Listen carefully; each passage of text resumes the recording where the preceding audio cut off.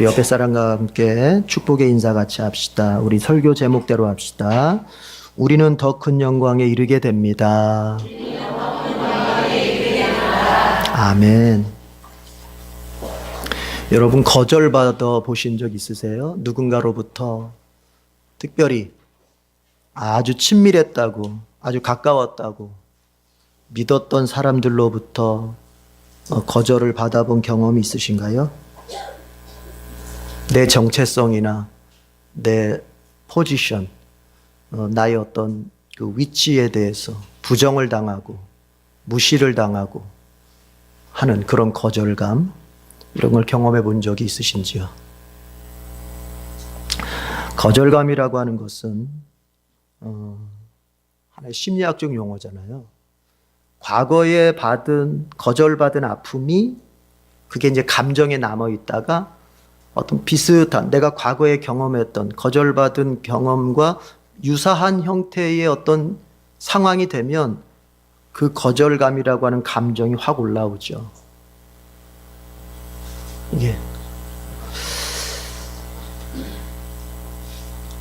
이 거절감이라고 하는 것이 문제가 되는 것은 모든 상처의 출발점이기 때문에 그래요. 그러니까 내가 부모로부터 거절받아 본 경험이 그게 그 부모와의 관계로 끝나는 게 아니라 이게 모든 나의 사회적 관계에 다 영향을 미쳐요. 그리고 인간관계뿐만 아니라 인생을 살아가는 내가 대면하는 인생의 모든 상황 속에 영향을 미치는 거죠. 그래서 다른 상처들을 또 만들어낸단 말이에요. 예. 제가 이렇게 쭉 조사한 것만 해도 한 12가지 이상이 되는데 이 시간 그걸 다 말할 수는 없겠고요. 거절감이라고 하는 상처가 내 안에 있을 때 여러분 기본적으로 드는 또 다른, 그러니까 또 그 거절감이 일으키는 또 다른 상처, 어떻게 보면 좀 합병증이라고 말을 해야 될까요? 육신의 병으로 말하자면 그 합병증, 심리적 합병증, 그러니까 이런 게 있는데 그 중에 하나가 뭐냐면 슬픔이에요. 슬픔. 감정이 늘 이 사람은 슬퍼요. 그러니까 감정이 기본적으로 이 사람은 우울해요. 그런 사람들이죠. 특별한 일이 있어서가 아니라 특별히 어려움이 있는 게 아니에요. 그냥 감정이 늘 그 바탕이 우울한 사람들 있죠. 그게 뭐냐? 그게 거절감을 경험한 사람들의 특징이에요. 그게. 그러니까 그게 왜 이렇지? 특별한 일이 없는데 내가 왜 이러지? 그건요. 내가 어떤 특별한 상황이나 특별한 일의 문제가 아니라 내 이 지금 마음의 베이직 자체가 기본 자체가 이게 우울한 감정이 늘 흐르고 있는 거예요, 이 사람. 근데 이것의 주 원인이 어딨나를 살펴보면 어린 시절 부모로부터나 아니면 그 이후에 어린 시절 이후에라도 내가 누군가 정말 사랑받고 싶은 사람으로부터 거절당한 그 상처가 있기 때문에 그런 거예요. 또 자기 연민이 있어요. 사실은 이게 다 여러분 마음의 어떤 심리 상태라고 하는 게 어떻게 다 연결돼 있죠. 다 단절돼 있겠습니까? 이게 자기 연민에 빠져요. 거절감을 당한 사람은 자기 연민. 그러니까 자기 연민이라는 게 뭐예요? 자기를 너무 불쌍히 여기는 거예요. 여러분, 자기 연민은 좋은 게 아니에요. 성경적으로 볼 때는 오히려 자기 연민은 죄예요, 죄. 자기 연민. 자기 연민의 문제가 뭡니까? 그 사람은 반드시 자기 현실의 어떤 어려움, 자기 현실의 삶에 대해서 그 책임을 지지 않습니다. 자기 연민에 빠진 사람들은 자기 현실에 대해서 책임지지 않고 자기 현실을 성실하게 살지도 않아요. 왜요? 이거 원인이 나에게 있지 않아. 내가 이 어려움 당하는 거, 이거 원인, 내가 부모 잘못 만나서 이렇게 됐고, 내가 좀 어쩌고 저쩌고 해서 누구 때문에 이렇게 된 거니까 나는 그냥 마냥 불쌍하기만 해. 그래서 나는 마냥 불쌍하기 때문에 내가 이 일을 막 책임지고 이럴 수 없어. 그러니까 자기 연민은 반드시 현실에 대한 어떤 핑계와 그리고 무책임으로 가게 돼 있어요. 그거는. 그런가 하면 여러분 무관심이 있어요. 무관심. 거절감을 자주 당하는 사람들, 많이 당한 사람들, 심하게 당한 사람들은 무관심. 주변에 대한 무관심이 있어요. 현실에 대해서 열정이 없어요. 그러니까 살고자 하는 의욕이 없어요. 열심히 살고자 하는 마음이 없어요. 다 무관심이에요. 오직 관심 있는 것 딱 하나예요. 자기 자신밖에 없어요. 그래서 그런 사람들은 자신 안으로만 몰입해요. 계속. 그저 내 문제, 내 아픔, 내 고통.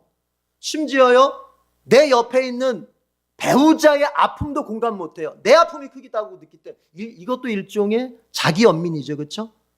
자기만 마냥 불쌍하고 나만 상처 있고 나만 피해를 입기 때문에 옆에 있는 사람 피해. 야, 니들이 나보다 아파? 니들이 뭘 아파? 현실에 대한 무관심. 그래서 누군가가 고통받는다 할 때 그것에 대해서 내가 공감할 수 있는 능력이 없어요. 공감 능력이 떨어져요. 그러다 보니까 어떻게 해요?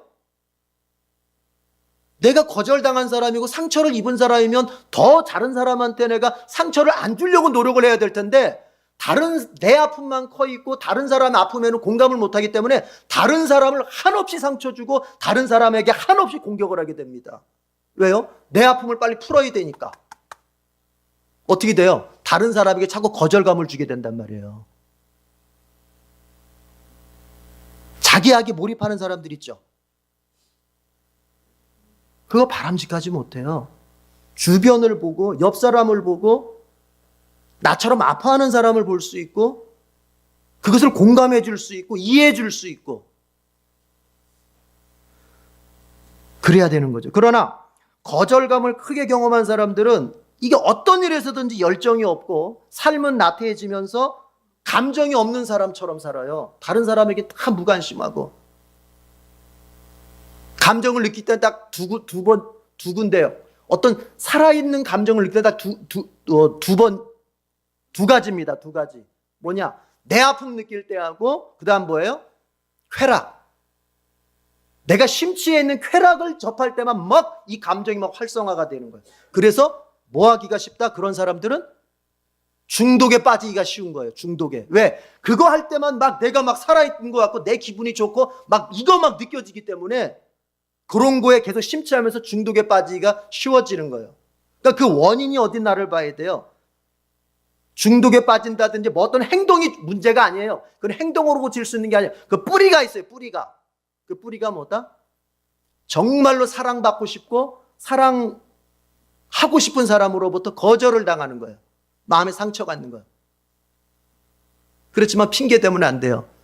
옛날에 그랬으니까 내가 이렇게 거절을 당했으니까 내가 지금 이렇게 살아도 된다? 아닌 거예요. 그게 자기 연민이잖아요.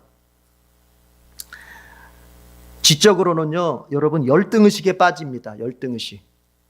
나는 못 배웠다, 아는 게 없다. 이게 뭐냐? 거절감으로부터는 열등의식이에요. 열등의식. 그러니까 모든 부정적 심리가 그렇지만 이 열등의식도 마찬가지예요, 여러분. 그러면 내가 못 배웠다 그러면 더 열심히 막 공부하고 열심히 해야 될 거 아니에요? 그래야 되는데 거꾸로 갑니다. 어차피 난 못 배웠으니까 어떻게 가요? 그냥 못 배운 것을 무기 삼아서 자기의 어떤 무지함을 채우려고 공부하는 게 아니라 오히려 그냥 나 이렇게 살도록 냅둬 이렇게 되는 거예요. 그리고 나의 열등의식을 자꾸 다른 사람이 뭐 좀 알고 있고 다른 사람이 뭐 좀 이렇게 하고 있으면은 괜히 그걸 공격하는 기회를 삼습니다.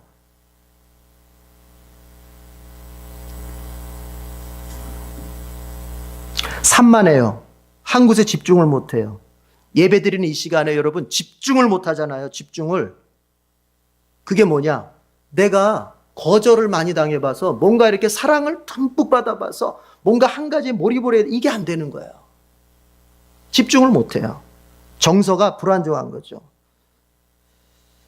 자, 신앙적인 면에서 한번 봅시다. 신앙적인 면에서는요, 이게 거절감을 많이 경험한 사람들의 신앙은요, 늘 침체된 듯한 느낌 속에 살아요.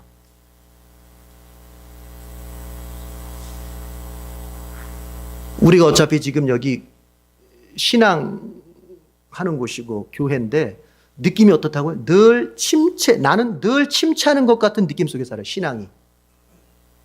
그 거절감이라고 하는 것을 하나님으로까지 확장을 해요. 하나님이 지금 나의 이 모습을 좋아할 리가 없다고 생각하는 거예요. 내가 이런 잘못도 있고 저런 잘못도 있으니까 하나님 날 좋아할 리가 없다는 거예요. 하나님이 이런 나를 보면은 화내실지언정 웃으시질 않을 것 같아. 이 모양 이 꼴로 사는 것 같은데 하나님 나를 예뻐할까? 늘 하나님에 대해서 어때요? 내가 하나님을 이렇게 하나님을 스스로 이렇게 밀어내요. 사실은 내가 밀어내는 거거든요. 내가 하나님을 단절시키고 내가 하나님을 밀어내면서 이거를 생각은 또 거꾸로 합니다. 하나님이 나를 안 만나 주셔. 하나님이 나를 안 찾아오셔. 하나님이 나를 이렇게 거꾸로 생각. 근데 사실은 그게 아니에요. 내가 밀어내는 거예요. 내가.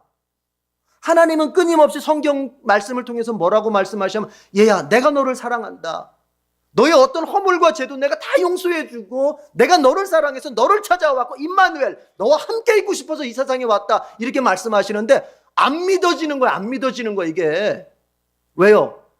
거절감의 상처. 내가 사람으로부터 거절당하고 사랑받고 싶었던 그 사람들로부터 거절당했던 그것이, 그 느낌이 자꾸 어디에도 적용이 돼요? 하나님과 나와의 관계도 자꾸 적용이 되니까 하나님이 이런 나를 좋아할 리가 없어. 무시당하는 느낌이 하나님으로부터도 있는 거예요. 하나님도 나를 무시할 것 같아. 그래서 신앙생활이 항상 어떤 특별한 때, 정말 너무 특별한 때, 그때만 기쁨을 느끼고 잠시 잠깐 반짝 기쁨 느끼고, 그 평범한 날들 중에 신앙생활은 항상 뭐냐면은 하나님으로부터의 거절감만 느끼면서 신앙생활, 그러니까 늘 침체되는 느낌 속에 살게 되는 거예요. 거절감이 뭐 앞에서 제가 슬픔, 자기 연민, 열등 이런 얘기 했지만 이런 건 별로 중요하지가 않아요. 그렇죠? 그러나 우리가 신자로서 중요한 게 뭐냐면은 늘 침체감 속에 사는 거, 신앙생활이.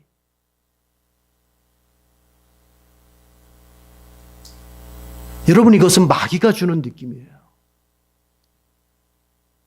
내게 드는 느낌이라고 해서 다 그 느낌이 좋은 느낌이 아니에요. 마귀가 주는 느낌, 마귀가 주는 느낌. 20세기에 가장 위대했던 신학자 칼 바르트가 하는 말이, 질문을 받아요. 당신 신학의 결론은 뭐냐? 그 어마어마한 신학을 연구했는데 그 결론이 뭐냐? 당신이 성경을 연구했을 때 그 결론은 뭐냐? 딱 잘라서 말하는 거예요. Jesus loves me. 예수께서 나를 사랑하신다. 이 한마디라는 거예요. 예수께서 나를 사랑하신다. 이제 묻습니다. 여러분, 이 말이 여러분 심령을 파고듭니까?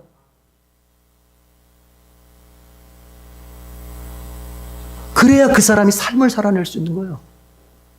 그래야 그 사람이 믿음의 신앙생활을 활력 있게 감당할 수 있는 거예요. 늘 내 마음이 하나님으로부터 거절당하고 하나님으로부터 무시당하고 하나님으로부터 단절되는 듯한 느낌 속에 어떻게 신앙생활 해내겠어요? 못해요. 여러분, 하나님이 여러분을 사랑하십니다.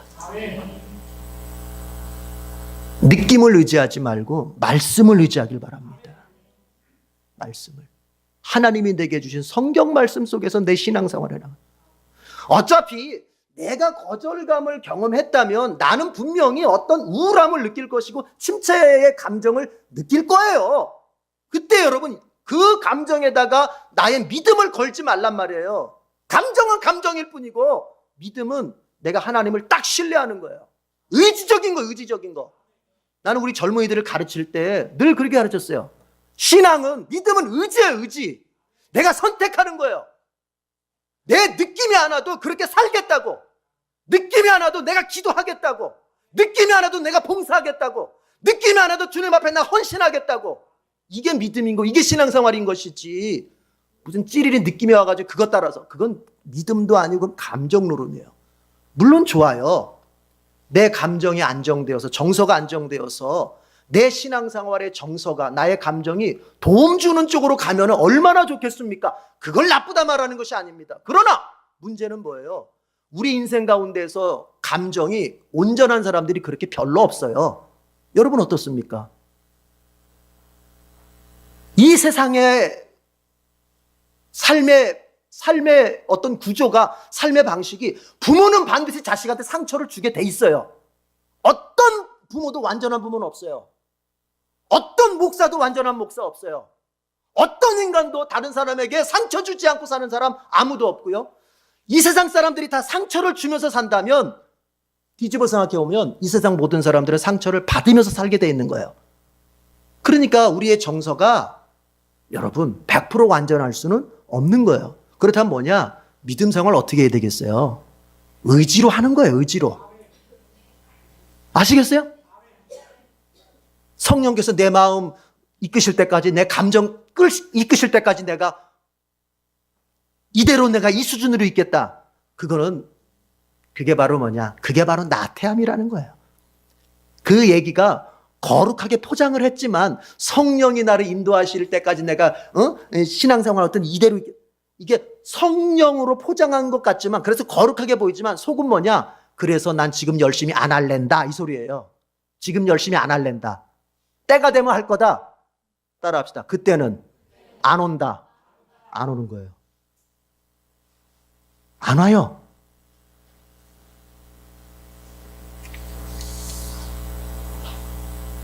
자, 이렇게 거절감이라고 하는 게요, 무서워요. 더 많아요, 여러분. 그러니까 다른 모든 상처들을. 그리고 카렌 호나이라고 하는 심리학자 그런 말을 했더라고요. 책에 보니까 우리가 아이들의 어떤 심리적 문제, 그러니까 인간의 어떤 심리적 문제의 근원이 어디 있느냐면은 사실은요, 원초적 불안.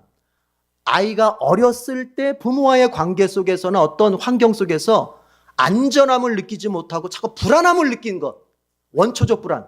아이가 자꾸 불안해. 정서적으로 불안을 느꼈어. 그러면 이게 나중에 컸을 때 이게 이제 반드시 이게 그러니까 어른이 돼서 사회생활 할 때 이게 뭔가 하여튼 문제가 되는 거예요. 그런데 여러분, 아이들이 어느 때 제일 안정감을 느낍니까? 맛있는 거 사줄 때? 어디 뭐 롯데월드 데려갈 때? 아니더라고요. 뭐예요? 엄마 아빠의 사랑을 듬뿍 받을 때야. 엄마 아빠와 관계가 정말 어떤 경우에서든지 우리 엄마 아빠는 나를 안 버려. 어떤 경우에서든지 우리 엄마 아빠는 나를 포기하지 않아. 그리고 더 나아가서 내가 어떤 죄를 져도 어떤 잘못을 해도 우리 엄마 아빠는 나를 다시 받아주셔. 이게 있어야 돼, 이게. 그러면 그 아이는요, 아무리 사막 한가운데 내던져놔도 살아남아요. 아시겠습니까? 예. 그 불안. 뭐 제가 앞에서 오늘 심리적인 얘기를 좀 했는데 오늘 본문의 얘기를 하려고 하는 거예요. 여러분, 거절감. 이거 얼마나 무섭습니까? 이렇게. 그런데 사도 바울이 거절을 당해요. 여러분, 목회자도 이 거절감의 시험을 경험할 때가 있습니다. 우리 부모들도 자식들도 모든 사람들이 거절감이라고 하는 그 어떤 위기를 경험할 때가 있겠지만 목회자도 마찬가지예요. 교인들이 목사를 목사로 인정하지 않을 때가 있어요. 어떤 자신들의 신앙생활이나 인생을 사는 일에 목사의 권위를 인정하지 않는 거예요.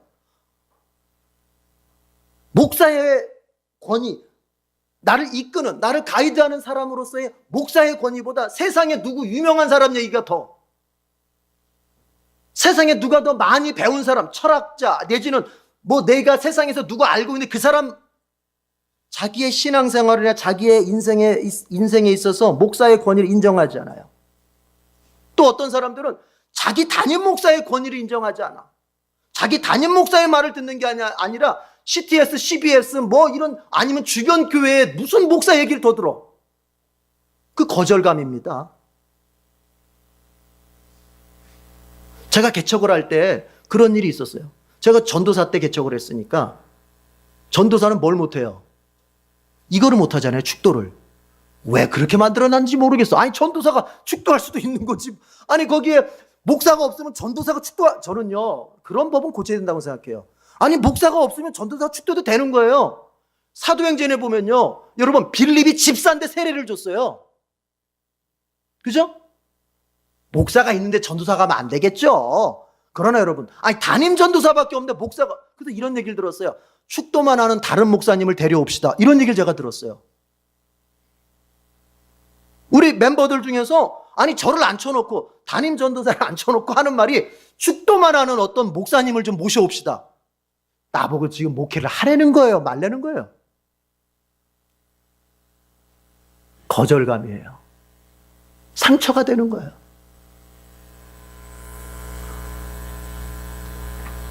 그러니까 목회자도 이런 위기를 겪을 때가 있어요. 어떤 사람은 원망을 품고 목사를 대적하면서 마치 이스라엘 백성이 모세를 대적하듯이 목사를 거부하는 사람들도 있어요. 목회자를. 그런가 하면은 관계가 꼭 나쁜 건 아닌데, 관계가 나빠서는 아닌데, 내 신앙은 내가 세우는 거지 뭐 목사가 세워주냐?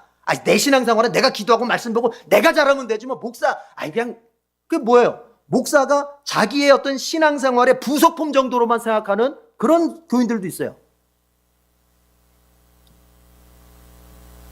그런 모습을 볼 때마다 저는 일개 목회자로서 참 무력감을 느낄 때가 있고 마음에 큰 상처를 받을 때가 있습니다.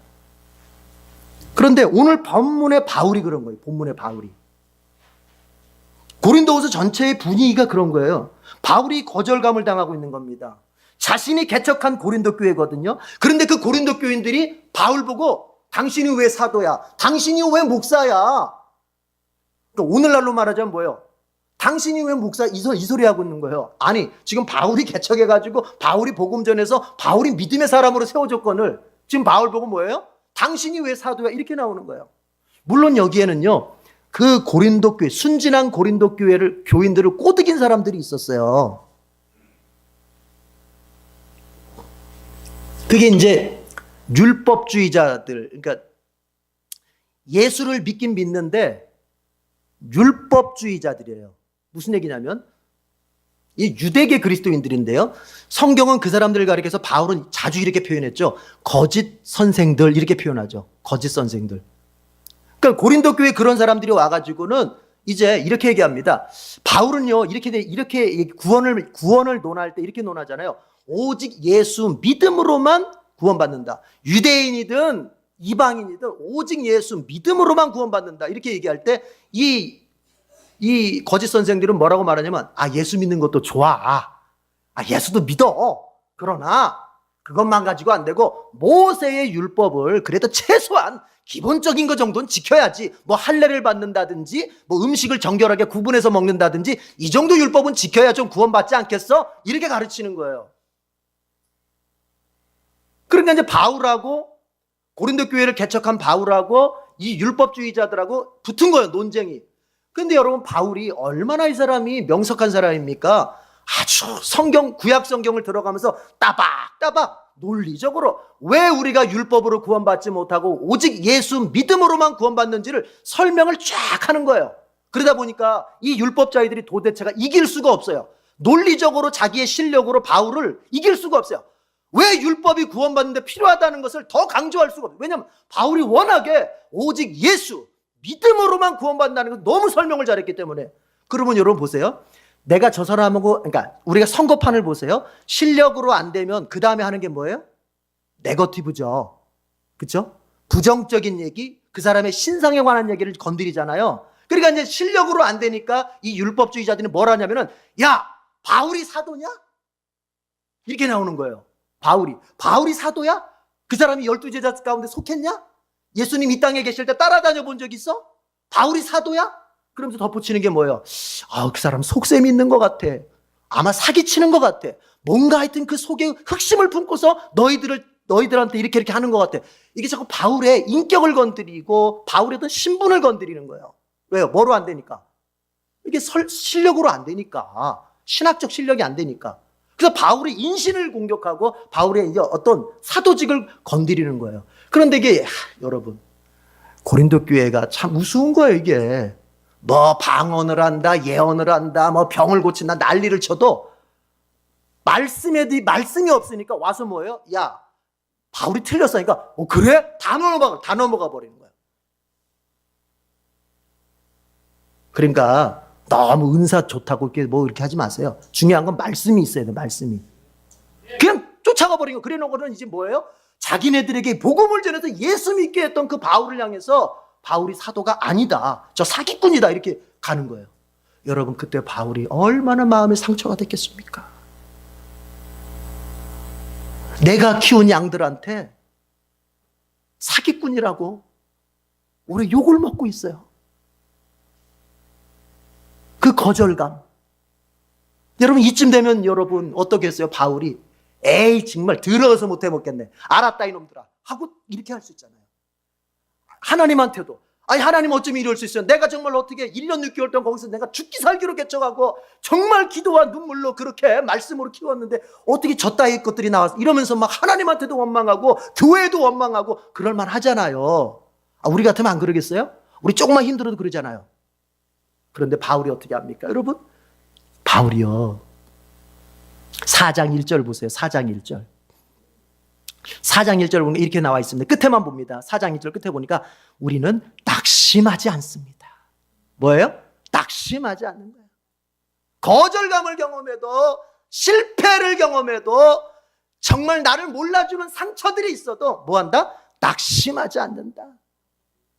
하나님의 자비를 힘입어서 내가 이 직분 가지고 있는 건 낙심하지 않는다. 여러분 또 2절 끝에 가보세요. 2절 끝에 가보니까 하나님 앞에서 모든 사람의 양심에 우리 자신을 어떻게 내세운다고요? 떳떳하게 내세우는 거예요.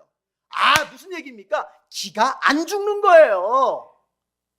예수 믿는 사람은 기 죽으면 안 돼요. 예수 믿는 사람은 기 죽으면 안 돼요. 아니 뭐 좀 공격을 받았다고 기 죽어가지고 위축돼가지고 뭐 좀 거절감을 당했다고 위축돼가지고 이거 어쩌나. 바울 말하지 않습니까? 나는 낙심하지 않는다. 그리고 나는 떳떳하다. 내 자신을 떳떳하게 당당하게 그렇게 나는 내세운다. 여러분 이런 믿음이 있길 바랍니다. 이런 믿음이 여러분을 세워주는 거예요. 자 그런데 바울이 이거 좀 잠깐 살펴봐요. 바울이 이렇게 할 수 있었던 그 비결이 뭐냐는 거예요. 낙심하지 않고 오히려 떳떳하게 위축되지 않고. 여러분 사람들이 나한테 뭐라 한다면 내 마음이 위축돼가지고 이제 사람들 눈치 보면서 어때요? 해야 될 거 못하고 안 해야 될 거 하고 뭐 이렇게 되잖아요. 그러나 바울은 어때요? 떳떳하게. 그 비결이 뭐냔 말이에요. 우리가 잠깐 짚어봐요. 그 비결 첫 번째가 뭐냐? 여러분 5절 6절 읽어봅시다. 오늘 본문 밖의 얘기지만 5절 6절을 읽어봐요. 고린도후서 3장 5절 6절 다 같이 시작. 우리가 이런 일을 할 수 있는 자격이 우리에게서 낮다고 생각하지 않습니다. 우리의 자격은 하나님에게서 납니다. 하나님께서 우리에게 새 언약의 일꾼이 되는 자격을 주셨습니다. 이 새 언약은 문자로 된 것이 아니라 영으로 된 것입니다. 문자는 사람을 죽이고 영은 사람을 살립니다. 여러분 바울이 이렇게 말합니다. 이 자격 지금 너희들이 나한테 사도다 아니다 뭐 이런 얘기하는데 내 사도된 자격 니들이 준 거 아니야. 누가 줬어? 하나님이 주신 거야. 하나님이 주셨으면 됐지. 뭐 내가 니들한테 뭐 인정받을 필요가 뭐 있어. 여러분 인정받아야 될 대상은 사람이 아니고 하나님이에요. 이게 분명해야 돼요. 우리가 사람한테 매너를 갖추고 다른 이웃들에게 내가 좋은 인상을 주는 거 필요합니다만 근본적으로 궁극적으로 나의 인생의 옳음과 틀림 잘됨과 잘못됨의 어떤 그 기준은 여러분 누구예요? 하나님이라는 거예요. 근데 이 본문을 5, 6, 6절 읽어보면서요 이런 생각을 하게 돼요. 여러분 내 인생을 누구 안에서 생각할 거냐? 하나님 안에서 생각하고 있는 거예요. 바울이 지금 내 현실을 하나님 안에서 생각하고 있는 거예요. 어떤 사도권이다 자격이다 라고만 제한하지 말고 여러분 지금 내 주어진 현실입니다. 내 주어진 현실을 지금 누구 안에서 생각하고 있어요? 하나님 안에서 생각하는 거예요. 하나님 안에서. 이게 중요한 거예요. 여러분 좋습니다. 내가 과거에 거절감을 당했을 수도 있습니다. 내가 과거에 부모로부터 사랑 받아야 할 사람들로부터 내가 단절을 경험하고 거절을 당하면서 상처를 받을 수 있습니다. 과거입니다. 또 현실, 이 현실을 살아가는 데 있어서 내가 그런 상처를 경험하기도 하고 실패를 경험하기도 하고 지금 내가 현재 고난의 자리에 있을 수도 있습니다. 자, 문제는 이거예요. 그 과거와 현실을 누구 안에서 생각한다? 하나님 안에서 생각하는 거예요. 몽테뉴라고 하는 철학자가 그런 얘기를 했단 말이죠. 인간이 살면서 만족하느냐 만족하지 못하느냐는 어떤 일을 많이 경험했느냐가 아니라 그 경험들에 대해서 어떻게 대처했느냐에 달려 있다는 거예요. 여러분 내가 지난날 과거의 상처를 경험했습니다. 누구라도 경험한다니까요. 앞에서 얘기했잖아요. 모든 부모는 자식에게 상처를 주게 돼 있어요. 완벽한 부모는 없기 때문에. 지난날 내가 상처를 경험하고 지난날 실패를 경험하고 지금 오늘 이 자리에 앉아있는 이 시간도 여러분의 삶의 자리가 고난이 있을 수 있고, 물질적 고난, 건강의 고난, 자식으로 인한 고난, 배우자로 인한 고난 다 있을 수 있어요. 직장의 고난 다 있을 수 있어요. 그런데 이제 그거를 내가 여러분 어떻게 대할 겁니까? 어떻게 해석할 겁니까? 그걸 어떻게 내가 볼 겁니까? 오늘 본문으로 보자면 누구 안에서 볼 겁니까? 바울은 하나님 안에서 봅니다. 하나님이 어쩌고 저쩌고 이렇게 말하는 거예요. 하나님 안에서 내 현실을 봅니다. 하나님 안에서 내 자격을 봅니다. 하나님 안에서 내 고난을 봅니다. 하나님 안에서 내 문제를 봅니다. 하나님 안에서 내 과거를 보고, 하나님 안에서 내 현실을 보고, 하나님 안에서 내 미래까지 봅니다. 그러니까 어때요? 낙심하지 않는 거예요. 여러분 보세요. 중요한 게 있어요. 우리의 삶을 내가 원했든지 원하지 않았든지 주어진 지금의 현실, 지금 주어진 현실, 이걸 신앙 안에서 받아들이고야 새로운 삶을 시작할 수 있습니다. 내게 어떤 고난이 왔습니까? 그것을 하나님 바라보는 믿음, 하나님 안에서의 그 은혜의 해석을 통해서만이 내가 새로운 삶을 다시 시작할 수 있던 거예요. 과거도 하나님이 주셨고 지금의 현실도 하나님이 주신 겁니다. 믿으십니까? 하나님 나에게 복만 주시는 것이 아니라 나에게 문제도 주시고 아픔도 주시고 상처도 허락해 주십니다. 그런데 이제 생각해 봅시다. 그거 왜 주셨냔 말이에요. 하나님 안에서 생각한다고 하는 것은 하나님이 그걸 왜 주셨느냐를 생각하는 거예요. 망하라고 주셨어요? 아니요. 나 잘 되라고 주신 거예요. 이게 하나님 안에서 생각하는 거예요. 이게 믿음 안에서 생각하는 거예요. 여러분 두 종류의 사람이 있잖아요. 이스라엘을 생각해 보세요. 우리 지금 민수기 하고 있지만 민수기 출애굽기에서부터 민수기까지 광야 생활 지나가는 동안 뭐 물이 좀 없다, 먹을 게 조금 부족하다 그러면 이스라엘은 여러분 어떻게 합니까? 바로 원망부터 합니다. 바로 불평부터 합니다. 그리고 그 불평 원망이 어디까지 갑니까? 하나님, 왜 하나님이 우리 죽이려고 여기까지 내려왔습니까요? 우리를 데려와서 결국 죽이려고 하십니까? 무슨 얘기입니까? 하나님이 이거 우리 망하라고 주신 거구나 이렇게 이해를 했다는 거예요. 그러니 마음이 얼마나 답답하고 원망밖에 안 나오죠. 이스라엘은 그랬어요. 그러나 여러분 요셉을 보십시오. 요셉 잘 지냈던 집을 떠나 인신매매 당해서 여러분 남의 집에 노예가 되고 감옥에까지 갇히고 그랬지 않습니까? 그러나 여러분 성경 어딜 봐도 요셉이 그걸 놓고 원망을 했다 불평을 했다 한마디가 없어요. 그런데 왜 그랬을까? 가만히 보면 여러분 요셉이 보디발 아내의 사건에서도 보여주고 있지만 하나님 앞에서 내가 어떻게 살 것이냐에 온 신경이 가 있는 사람이에요. 그렇죠? 네. 내가 하나님 앞에서 어떻게 당신과 동침을 해서 죄를 짓겠습니까? 하나님 앞에서의 인생. 그러니까 내게 주어진 이 현실을 누구를 통해서 보고 있어요? 하나님을 통해서 보고 있어요. 그러니까 남의 집 노예로 갔을 때도 하나님 이거 왜 주셨을까? 나 망하라고 주신 건 아니에요. 분명히 어렵죠. 남의 집 노예로 갔으니까 어렵죠. 힘들죠. 그러나 이건 나 망하라고 주신 거 아니야. 또 감옥에 갇혔어. 감옥 생활이 어렵죠. 힘들죠. 그 왜 화가 안 나겠습니까? 나는 이거 나 망하라고 주신 거 아니야. 요셉은요 그렇게 견디는 거예요. 하나님 나 잘 되라고 주신 것이다. 하나님 나 더 잘 되라고 주신 것이다. 그래서 요셉이 어떻게 됐어요? 총리가 되잖아요. 우리의 삶의 모습이 그렇게 가야 되는 거예요. 좋은 날이 와서 좋은 것이 아니라 나쁜 날이 왔는데 믿음으로 좋은 날로 만드는 게 신자의 삶인 겁니다. 내가 지난날 과거에 경험했던 것들이 좋아서 오늘 내가 좋게 사는 게 아니라 과거의 것들은 상처뿐이고 과거의 것들은 거절감뿐이었어도 오늘 하나님 안에서 그걸 다시 보니까 그때는 내가 이해를 못했지만 나 잘 되라고 주신 것이다. 과거를 다르게 이해하니까 오늘도 다르게 보이는 거예요. 하나님 안에서. 바울은 말합니다. 하나님 안에서 오늘을 보니 이 모든 게 하나님 나 잘 되라고 주신 것이다. 두 번째는요 어디냐면요 18절을 읽어봐요. 18절 다 같이 읽어봐요. 시작. 우리는 모두 너울을